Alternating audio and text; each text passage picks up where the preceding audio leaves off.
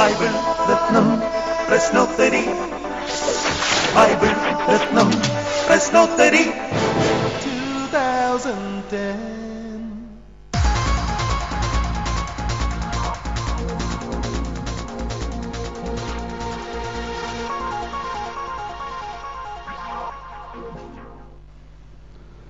ദൈവനാമത്തിന് മഹത്വം ഉണ്ടാകട്ടെ. എല്ലാ പ്രേക്ഷകർക്കും മത്സരാർത്ഥികൾക്കും യേശുക്രിസ്തുവിന്റെ നിസ്തുല്യ നാമത്തിൽ ഇന്റർ ഡിനോമിനേഷണൽ ക്രിസ്ത്യൻ ഫെലോഷിപ്പിന്റെ സ്നേഹവന്ദനം.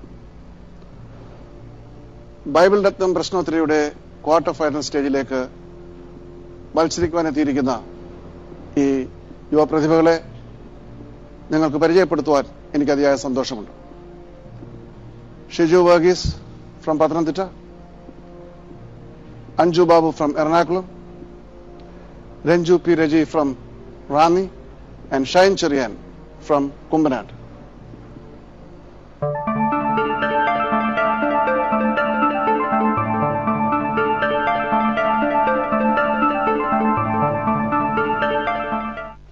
Ready?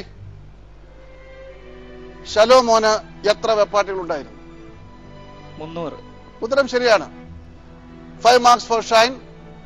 രഞ്ജു, ഏറ്റവും ചെറിയ സങ്കീർത്തനത്തിൽ എത്ര വാക്യങ്ങളുണ്ട്? 2 വാക്യങ്ങൾ. എത്ര വാക്കുകളുണ്ട്? ഏറ്റവും ചെറിയ സങ്കീർത്തനത്തിൽ എത്ര വാക്കുകൾ? Pass. So the question is open.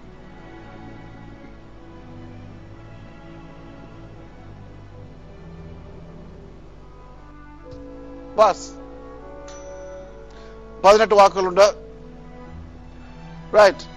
Now the third question to Anju.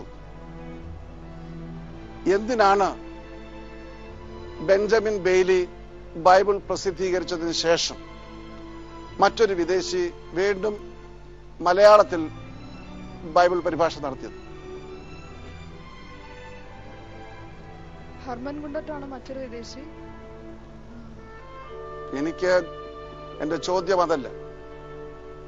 എന്തിനാണ് വേറൊരു വിദേശി, അത് ആരായാലും, ഗുണ്ടട്ടായാലും ആരായിരുന്നാലും? ഇവിടെ ഓൾറെഡി ഒരു മലയാളം ബൈബിൾ ട്രാൻസ്ലേറ്റ് ചെയ്ത് കഴിഞ്ഞു, പ്രസിദ്ധീകരിച്ച് ചെയ്ത് കഴിഞ്ഞു. വീണ്ടും ഒരു സായിപ്പോ അല്ലെങ്കിൽ ഒരു ഇന്ത്യക്കാരനോ ആരെങ്കിലും എന്തിനു വേണ്ടിയിട്ടാണ് രണ്ടാമതൊരു പരിഭാഷയ്ക്ക് മുതിർന്നത്? അത് ആ പരിഭാഷ പൊതുജനത്തിന് വ്യക്തമല്ലായിരുന്നു. അല്ല, അത് എല്ലാവർക്കും മനസ്സിലാവും. പൊതുജനത്തിന് വ്യക്തമല്ലാത്തതുകൊണ്ട് രണ്ടാമത് പരിഭാഷപ്പെടുത്തുന്ന പറയുന്നത് സാധാരണ മറുപടിയാണ്. You are smart, but that is not the answer. പരിഭാഷ മനസ്സിലാതെ വരുമ്പോൾ വീണ്ടും പരിഭാഷപ്പെടുത്തും. അതാണല്ലോ ഞാൻ ഈ ബൈബിൾ പരിഭാഷപ്പെടുത്തിയത്. കാലോചിതമായിട്ട് പരിഷ്കരിക്കണം. പക്ഷെ ഇത് അതിന്റെ കാരണമല്ല. ഇനി അതൊരു ആൻസർ. യെസ്, ഷിജു വർഗീസ്. അദ്ദേഹത്തിന്റെ പരിഭാഷ മലബാറിലുള്ള ക്രിസ്ത്യാനികൾക്ക് മനസ്സിലാക്കുവാനായിട്ട്. Exactly, that's right.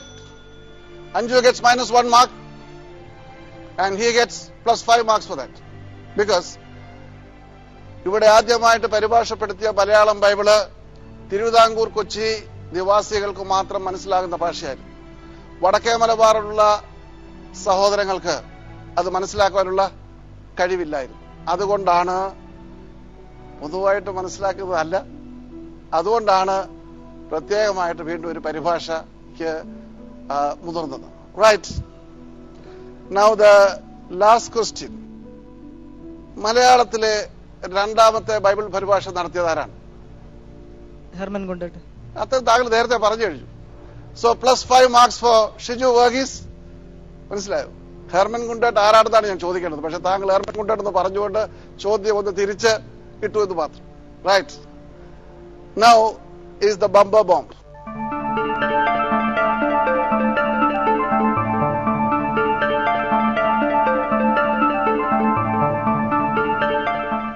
ഞാൻ തരുന്ന വിഷയം നിങ്ങൾ പൂർണ്ണമായിട്ട് അതിനെ വിശകലനം ചെയ്ത് പറയണം. ഓക്കെ? എന്താണ് ആ വിഷയത്തിന്? പല ഘടകങ്ങൾ ഉണ്ടാവും. ചോദ്യങ്ങൾ ചോദിക്കാതെ തന്നെ ഓരോ ഘടകത്തെക്കുറിച്ചും പറയണം. റൈറ്റ്? അത് പ്രസംഗ രൂപേണ പറയാം, പദ്യരൂപേണ പറയാം. പക്ഷേ എനിക്ക് മറുപടി വ്യക്തമായിട്ട് കിട്ടണം എന്നുള്ളതാണ് അതിന്റെ പ്രധാനപ്പെട്ട കാര്യം. റൈറ്റ്? ജസ്റ്റ് ഒരു വാക്ക് ആൻസർ എന്ന് കഴിഞ്ഞാൽ മാർക്കിന്റെ ഒരംശം മാത്രമേ കിട്ടത്തുള്ളൂ. Plus half A mark. ഓരോ ഘടകങ്ങളും വർദ്ധിക്കുമ്പോൾ +1 +1 +1 and then finally you can come to +5. ഘടകങ്ങൾക്ക് വ്യത്യസ്തത വരുമ്പോൾ -1 -2 -3, right? I will not go beyond -1. അപ്പൊ ഞാൻ സ്റ്റോപ്പ് ചെയ്യും, കാരണം നിങ്ങൾക്ക് കിട്ടിയ മാർക്കുകളുണ്ട്. Ready? The topic here is പരീശന്മാർ.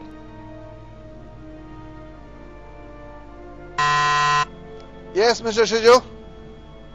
യേശുവിന്റെ കാലത്ത് ഒരു പ്രധാനപ്പെട്ട റിലീജിയസ് സെക്സിലെ ആളുകളായിരുന്നു, ഒരു പ്രധാനപ്പെട്ട ഗ്രൂപ്പായിരുന്നു. ഒരു പ്രധാനപ്പെട്ട ഗ്രൂപ്പ് എന്ന് പറയുമ്പോൾ താങ്കൾ റിലീജിയസ് എന്ന് പറഞ്ഞാൽ ഏത് മതമാണ്? അസീറിയ മതമാണോ, ബുദ്ധമതമാണോ? പരീശൻ എന്ന വാക്കിന്റെ അർത്ഥം വേർതിരിക്കപ്പെട്ടവൻ എന്നാണ്. Very good. പിന്നീട് പരീശന്മാർ യേശുവിനെ വാക്കിൽ കൊടുക്കുവാനായിട്ടും പലപ്പോഴും ആണല്ലോ ശ്രമിച്ചിട്ടുണ്ട്. യേശു ഇപ്രകാരം ശിഷ്യന്മാരോട് പറയുകയുണ്ടായി, പരീശന്മാരുടെ പുളിച്ച മാവിനെ സൂക്ഷിച്ചോളിൻ.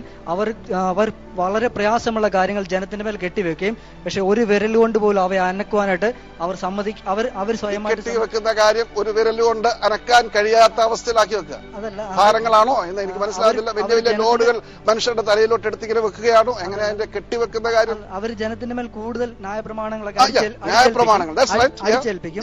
പക്ഷേ അവരുടെ ജീവിതത്തിൽ അതൊന്നും ആണല്ലോ പ്രാവർത്തികമാക്കത്തില്ലായിരുന്നു. അതാണല്ലോ ഇപ്പോൾ നമ്മൾ ചെയ്യുന്നത്. പിന്നീട് വേറൊരു പ്രത്യേകത, യേശുവിനെ വിളിച്ചത് വെള്ള തേച്ച ശവക്കല്ലറകളെ എന്നൊക്കെ യേശുവിനെ വിളിച്ചു, വിളിക്കുകയുണ്ടായി. എന്നിട്ട് ഈ പരീശന്മാരാണ് യേശുവിനെ കൊല്ലുവാനായിട്ട് ജനത്തെ ഉത്സാഹിപ്പിച്ചതും. യേശുവിന് പകരം ബറബാസിനെ വാങ്ങി ക്രൂശിക്കാനൊക്കെ യേശുവിന് പകരം ബറബാസിനെ ചോദിക്കുകയും അങ്ങനെ യേശുവിനെ ക്രൂശിക്കാൻ ഏൽപ്പിക്കാനായിട്ടും ഏറ്റവും അധികം ശ്രമിച്ച ആളുകളാണ് ഈ പരീശന്മാർ. ഇതിനെന്തെങ്കിലും ഒരു മോഡിഫിക്കേഷൻ വരുന്നത് നിങ്ങൾ ആഗ്രഹിക്കുന്നുണ്ട്? അദ്ദേഹം സവിസ്തരം ഒരു പ്രസംഗ രൂപേണ തന്നെ അത് അവതരിപ്പിച്ചു. പക്ഷെ എന്തെങ്കിലും അല്പം കൂടെ എന്തെങ്കിലും പറയാനുള്ള കാര്യമായിട്ടുള്ളത് പറഞ്ഞെങ്കിൽ -മാർക്ക് കിട്ടും. അതിന്റെ കൂടെ അദ്ദേഹം പറയാത്ത എന്തെങ്കിലും കാര്യം അതോ ഏറ്റു പറയുന്നതല്ല, കറക്റ്റായിട്ട് എന്തെങ്കിലും കൂടെ അദ്ദേഹം പറഞ്ഞതിന് പോരായ്മ ഉണ്ടെങ്കിൽ അല്പം ഉപ്പൂടെ ചേർത്ത് രുചി വരുത്താനായിട്ട് എന്തെങ്കിലും പറയാനുണ്ടെങ്കിൽ ആർക്കും ഒന്നും കൂട്ടിച്ചേർക്കാനില്ലേ? പ്ലീസ്. കുരുടന്മാരായ വഴികാട്ടികൾ, വെള്ള ശവക്കല്ലറകൾ, കുരുടന്മാരായ വഴികാട്ടികൾ. ശരിയാണ്. യെസ്, അത്രേ ഉള്ളൂ. റൈറ്റ്. അത് തമ്മിൽ വലിയ വ്യത്യാസമില്ല. അതല്ല ഞാൻ ആഗ്രഹിക്കുന്നത്. Anything more? ഇല്ല. ഷിജു, ഈ പരീശന്മാർ ഏറ്റവും അധികം ആഗ്രഹിക്കുകയും അവർ ഏറ്റവും അധികം പൊതുജനത്തിന്റെ മധ്യത്തിൽ പ്രദർശിപ്പിക്കാൻ പരിശ്രമിക്കുകയും ചെയ്ത കാര്യം എന്താണ്? അവർ സ്വയം ഭക്തരാണെന്ന് ജനത്തിന് മുമ്പിൽ അഭിനയിച്ചു. ഭക്തരാണ്. ആ ഭക്തി ഏത് തലത്തിലാണ് അവർ? ഉപവാസം, പ്രാർത്ഥന, പൊതുജനത്തിന്റെ മുമ്പിൽ വളരെ പ്രത്യേക പള്ളികളിൽ മുഖ്യാസനം. അതൊക്കെ ശരിയാണ്. പക്ഷെ അതിന്റെ അടിസ്ഥാനമായിട്ടൊരു കാര്യം ഉണ്ടായിരുന്നു. അവർ കൂടുതൽ ജനത്തെക്കാളും ഉപവസിക്കുകയും ഉപവസിക്കുന്നതിനൊരു കാരണമുണ്ട്. തുളസി, ചതകുപ്പ, അതൊക്കെ ശരിയാണ്. അതൊക്കെ ബേപ്പോട്ട് ബിൽഡപ്പ് ചെയ്യണം. അതിന്റെ ഫൗണ്ടേഷൻ ആയിട്ടൊരു കാര്യമുണ്ട്. ആ ഫൗണ്ടേഷൻ പറയാൻ പറ്റുമോ? മനുഷ്യർക്ക് വിളങ്ങേണ്ടതിന് അവർ പൊതുസ്ഥലത്ത് നിന്ന് പ്രാർത്ഥിക്കുന്നു. അതൊക്കെ അദ്ദേഹം പറഞ്ഞത്. വിളങ്ങേണ്ട കാര്യമല്ല. എന്തിനു വിളങ്ങണം? മനുഷ്യർക്ക് വിളങ്ങേണ്ടതിനാണ് അദ്ദേഹം പറഞ്ഞതിന്റെ തന്നെ താങ്കൾ വേറൊരു രൂപത്തിൽ മനുഷ്യരിൽ നിന്നുള്ള പുകഴ്ച ലഭിക്കുന്നത് അല്ല. അതല്ല, that's not the reason Rinju. കാരണം ഒരു പ്രത്യേക കാരണത്തിന് വേണ്ടിയിട്ടാണ് അവരിതൊക്കെ ചെയ്തിരുന്നത്. പരമപ്രധാനമായ കാര്യം, ഞാൻ വിശുദ്ധനായിരിക്കുന്നത് പോലെ നിങ്ങളും വിശുദ്ധരായിരിപ്പിൻ. അവർ വിശുദ്ധിയിൽ ജീവിക്കുന്ന ഒരു സമൂഹമാണെന്ന് വരുത്തി തീർക്കുവാൻ കൈ കഴുകും. വിശുദ്ധി, ബാഹ്യമായ വിശുദ്ധി. പോയിട്ട് വന്നാൽ കൈ കഴുകും, ഇറങ്ങിയാൽ കൈ കഴുകും, പുറത്തോട്ട് ഇറങ്ങിയാൽ കൈ കഴുകും. മനസ്സിലായി? ആ വിശുദ്ധിയുടെ വിവിധമായ രൂപങ്ങൾ കാണിക്കുവാനാണ് അവരുടെ വസ്ത്രം. പ്രത്യേകതരം വസ്ത്രമുണ്ടാണ്. ഷിജു പറഞ്ഞില്ല. വിശുദ്ധിയുടെ അടിസ്ഥാനം. പിന്നെ എവിടെ പഴയ നിയമത്തിലാണ് പറയുന്നത്? പഴയ നിയമത്തിൽ പരീക്ഷ എന്നുള്ള വാക്കുണ്ടോ? അഹരോന്റെ പുരോഹിതനും പരീക്ഷനായിട്ട് രണ്ടാണ്. പരീശൻ സ്വയമായിട്ട് തീരുമാനമെടുക്കുന്ന വ്യക്തിയാണ്. മറ്റൊരാളെ വിളിച്ചിട്ട് സ്വയമായിട്ട് വ്രതമെടുക്കുന്ന വ്യക്തിയാണ്. അതിന് അഹരോന്റെ പുരോഹിതം ഇല്ല. മാർക്ക് പറയും പുതിയ നിയമത്തിൽ മാത്രമുള്ള പദമാണ്. സമ്മതിക്കുന്നു? അപ്പോൾ ഇത് അഹരോനും പുരോഹിതനൊന്നും അല്ല. താങ്കൾക്ക് വേണ്ടി ഒരു പരീക്ഷനാകും. ഒരാളുടെ അടുക്കൽ ചെന്ന് മോശയുടെ ന്യായപ്രമാണം അക്ഷരാർത്ഥത്തിൽ അനുസരിക്കും എന്ന് തീരുമാനമെടുക്കും. അതിന് പള്ളിയോ പട്ടക്കാരോ ഒന്നും കാര്യമല്ല. അവർ സ്വയമായി സമർപ്പിക്കുന്ന ഒരു പ്രത്യേക ശുശ്രൂഷയാണ്. എനിവേ, അടിസ്ഥാനം പറഞ്ഞില്ലെങ്കിലും മേപ്പോട്ട് കുറച്ചേറെ പറഞ്ഞു. So Shiju gets 3.5 marks out of 5. Right?